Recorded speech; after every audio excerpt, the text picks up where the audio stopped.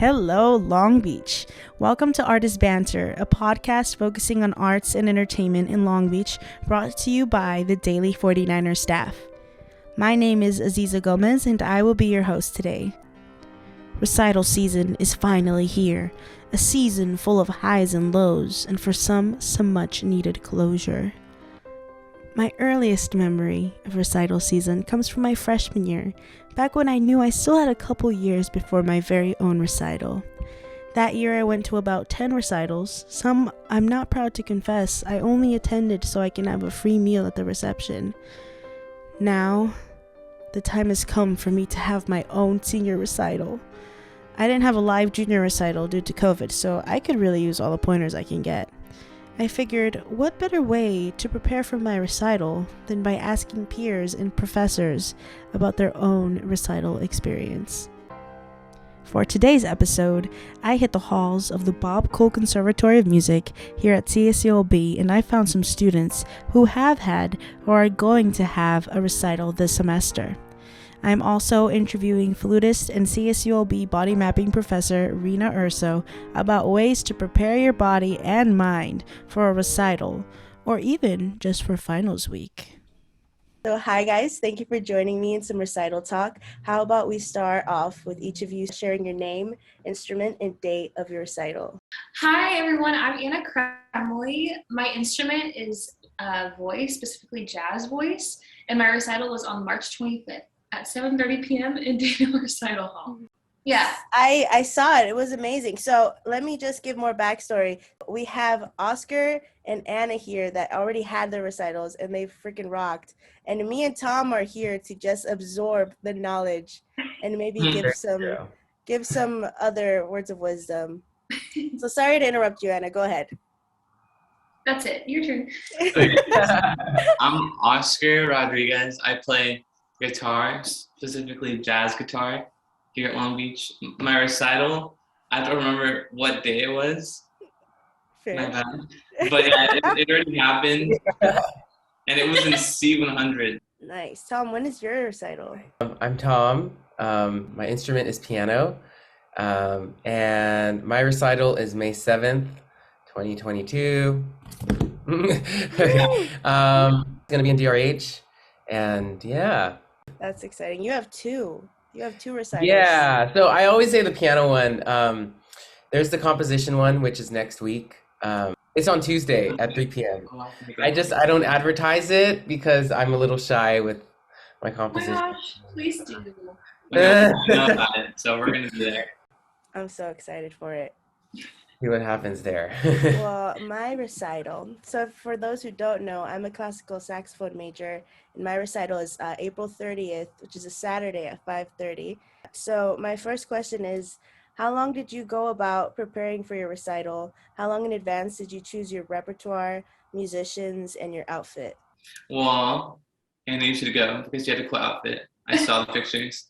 Queen. I love the dress. Oh my gosh, thanks. Thank you. So I started planning this, last, August 2021 was when I started, the gears started going, what tunes do I want to do? How do I want to arrange things?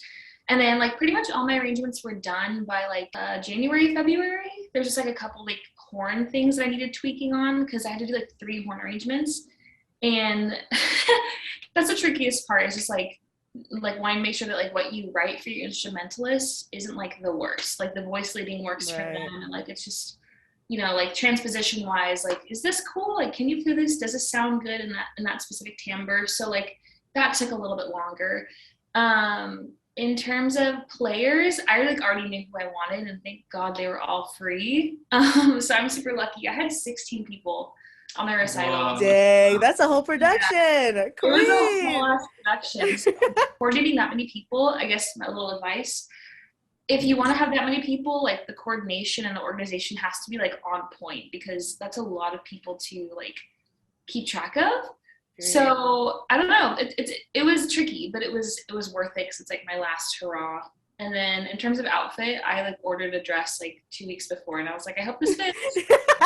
That's a fucking mood. I have unfortunately short legs, so everything I get, I have to alter it to my short legs. Dude, I'm the opposite. So I'm long-legged. Everything has a whole ass dress on me. Sorry. Well, You look but like like a actually, beautiful mermaid. thanks. You were amazing. Mermaid. The mermaid of a Long Beach state, Miss Anna Crumley. You are. All right, Oscar, how about you? Okay, so I feel bad because I think I picked all of my songs like the week before I needed to have them submitted. Oh, Nice. Yeah. And then let's see, how long did it take to choose rep? So that answers that question. Musicians, I kind of had an idea of who I wanted to have for sure. The week before though, there was a little bit of complication because the bass player I had asked had to pull out like 2 or 3 days before. Oh, wow. Which was cool, like I figured it out. But yeah, but honestly, like all things considered, it went really well, even though like he pretty much just played at the recital.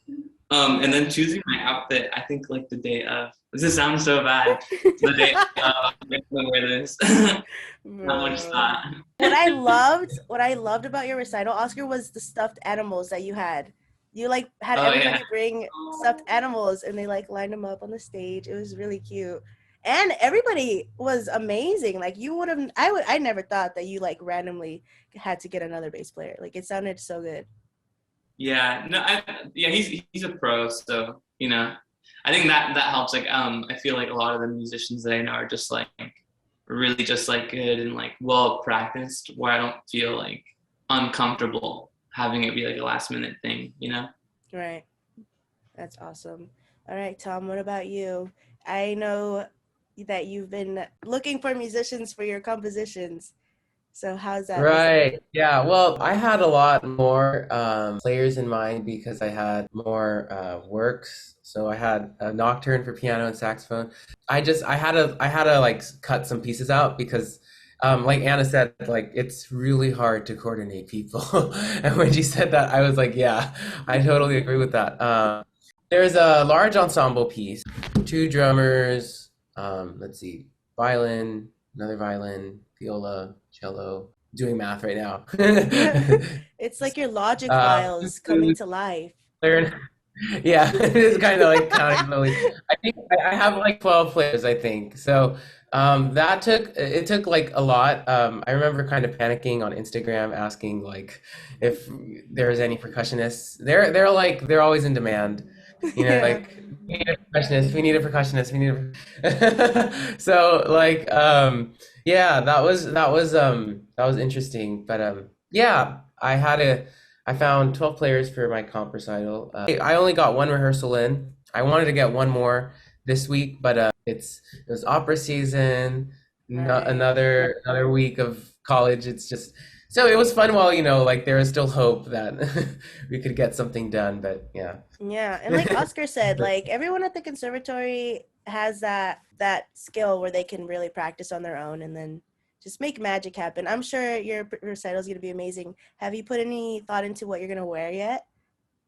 So yeah, I think I'm still gonna wear something close to like the traditional like formal attire, but I did tell my performers not to like follow it because the piece is about like individuality and it's about like, you know, like coming out of like the closet and like just it's more about like an individual rather than like having to like adhere to things. So that's why I was like, you know what, wear makeup, do whatever. That's So awesome. yeah, I love it. Do you have any words of encouragement to give music students out there getting ready for their big day?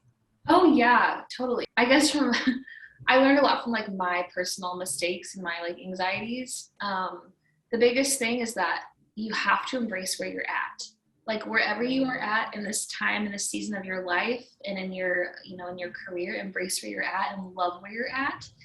It's hard. It's really, really difficult because I'm somebody like, not in other parts of my life, but specifically in music, I have that perfectionist tendency. And it's really, you know, sometimes you get in your head and you overanalyze and you're so critical.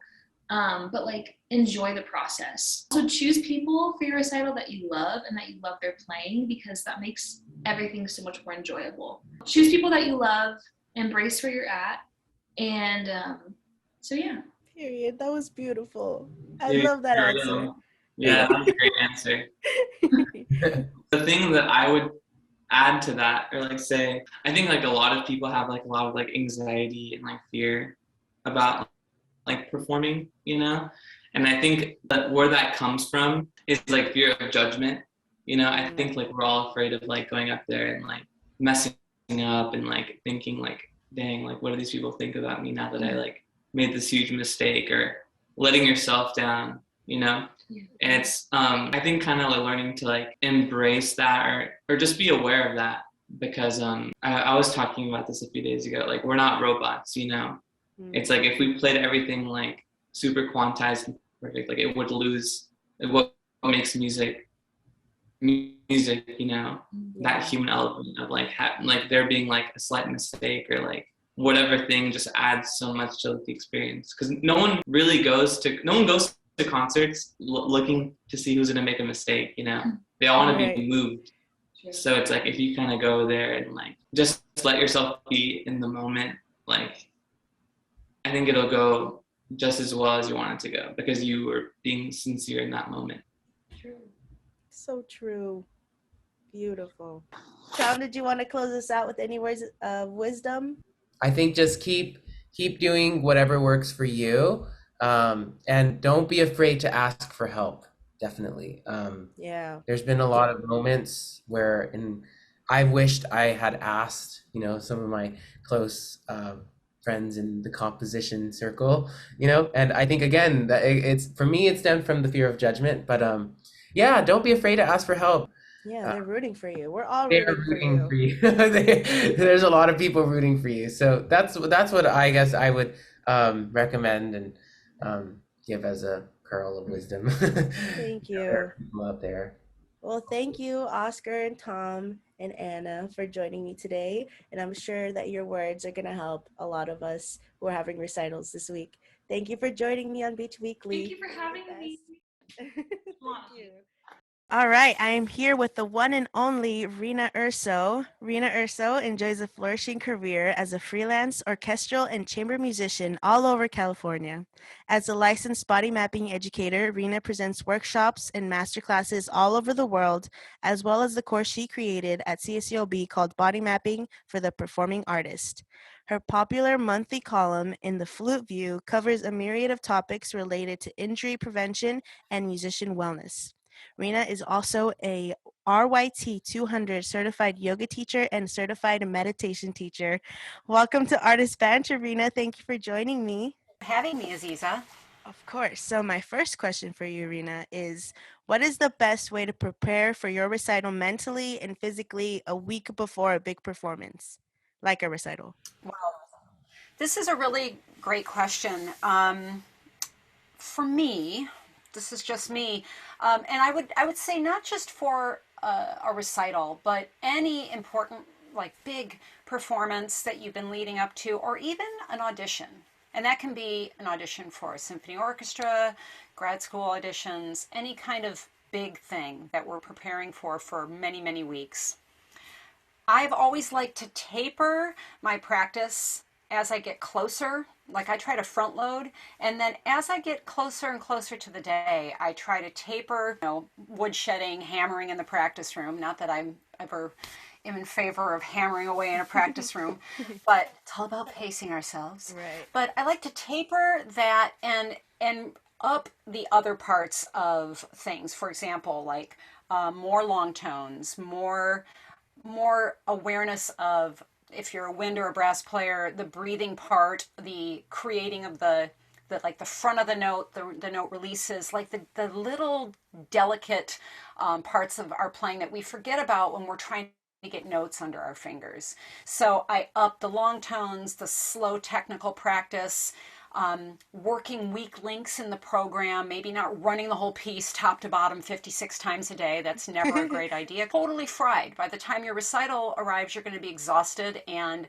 burned out, and you won't have anything fresh to say with the music. You lose that ability to have the perspective of the storytelling, right? So that little space you create, the run-throughs, I think is a great way to keep it fresh. And then I really up my mental practice or my imaginary practice. So more going through the program in my mind with the piano score, not with the instrument in my hand, but really, really knowing all of the underpinnings of what I'm about to do. And then, good rest, eating well, like stocking your fridge with healthy food, not eating the stuff we go to when we're in those last days before the recital and we're running around like, wah! Right. Eat well, get your sleep, hydrate like crazy.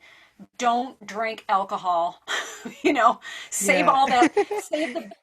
Save the sugary, sweet, salty, all of that stuff for after. Try to just take really good care of yourself in those several days preceding, because then you're going to be fresh and alert and focused and ready to get up there and just. Period. That's such a good point. Right now, I feel like I'm on a roller coaster ride, but I'm like still just going up, And that really put it into perspective because now I feel like I'm the one creating the roller coaster.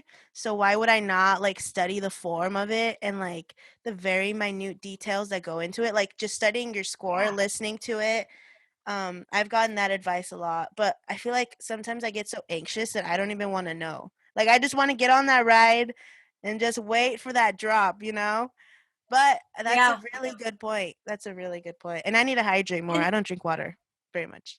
hydration's super important. And the other thing is, if you don't already have a regular practice of meditation, this is a great time to. I mean, there's no time like the present. The last minute's still the last minute. So even if you just make time a few times a day for a couple of minutes, it's better than no minutes, because you're going to reap the benefits of how that will help you with your ability to focus and perform well under pressure.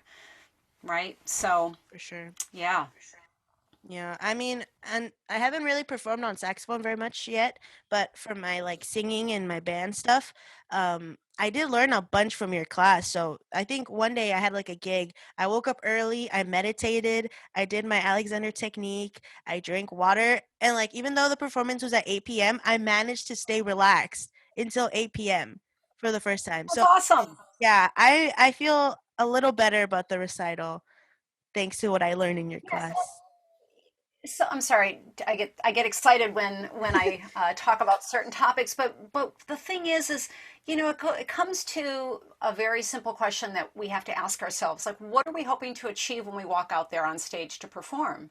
We want to go out there and play, if we can, as well as we've been playing in our practice rooms and in our rehearsals with our colleagues that are playing with us on the program, and to tell the story, right?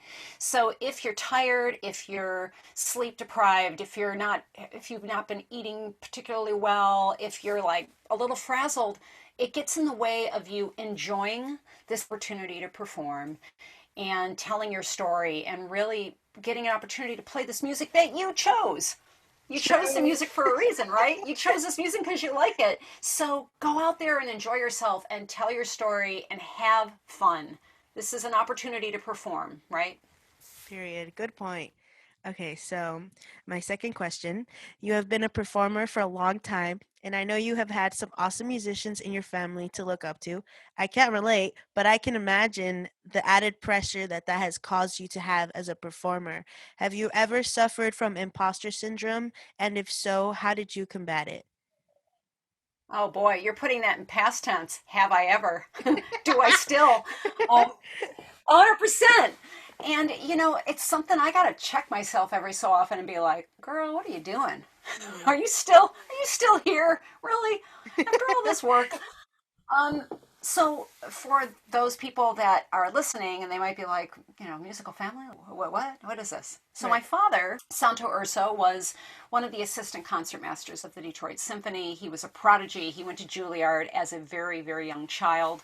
And he was extraordinary. He was a great artist. He was a great role model, hero, mentor. My dad was awesome, but he was tough on me because he knew what it took.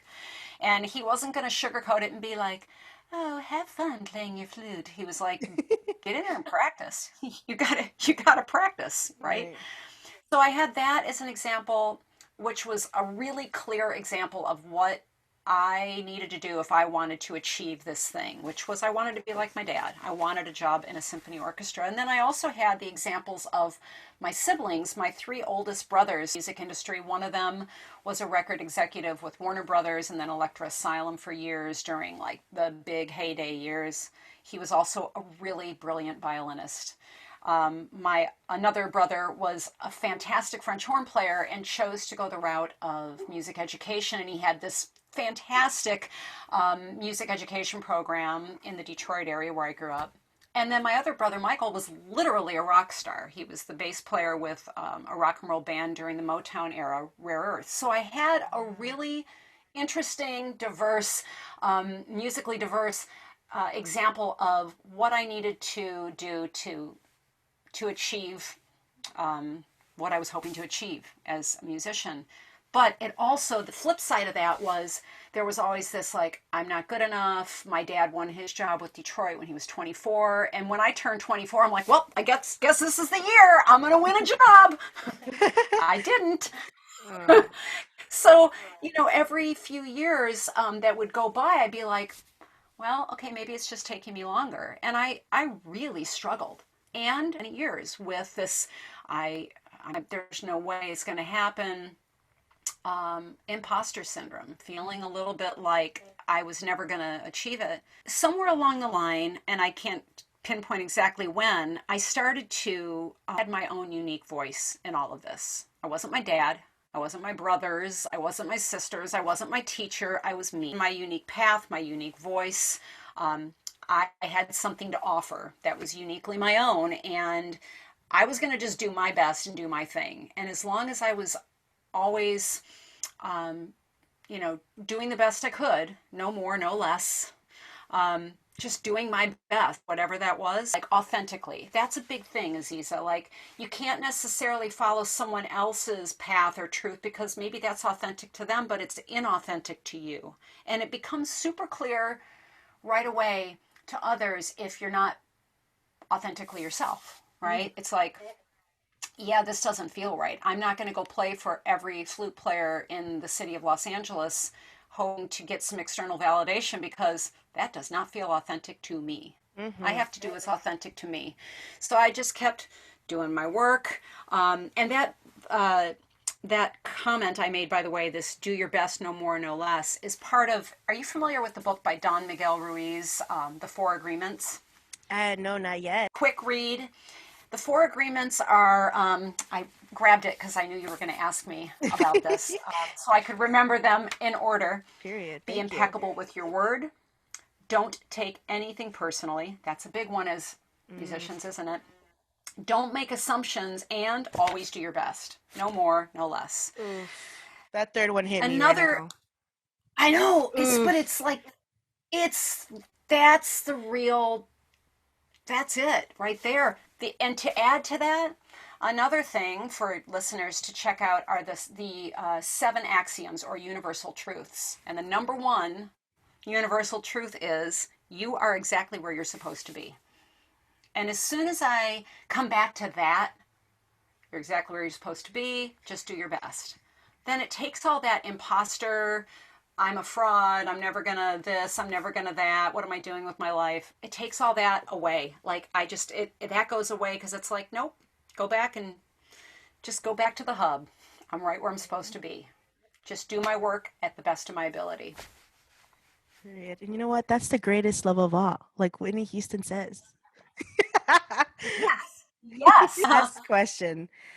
So after graduating with a bachelor's in music, I've noticed that many people get lost in their busy lifestyles and stop playing altogether. Do you have any advice for the graduating class of 2022? Oh, wow. This could go on for hours. There's so many directions you could go with this question. Great questions, Aziza. Thank you. Well, graduate school isn't for everyone. And sometimes when you graduate, you don't even know if you want to go on, if you want to work, if you like, it's not really clear immediately what direction you want to go in. And so to the students that aren't absolutely set on whether they want to continue their studies immediately, it is okay to take time. And I know that might not be a popular comment among some of my colleagues in the university in higher education, but I took a little bit of time between my undergrad and grad degree, and I don't have many regrets in life, but that is one thing I wish, if I could go back in time in a little time capsule, I wish I'd taken even a little bit more time, because that time would have given me the opportunity to refine some more things in my playing, maybe travel a little, work with different teachers, and explore, kind of figure out some things before the next degree. So it's okay to not rush into grad school. And in fact, I'm a fan of a gap year, a gap semester, a couple of gap years before moving forward.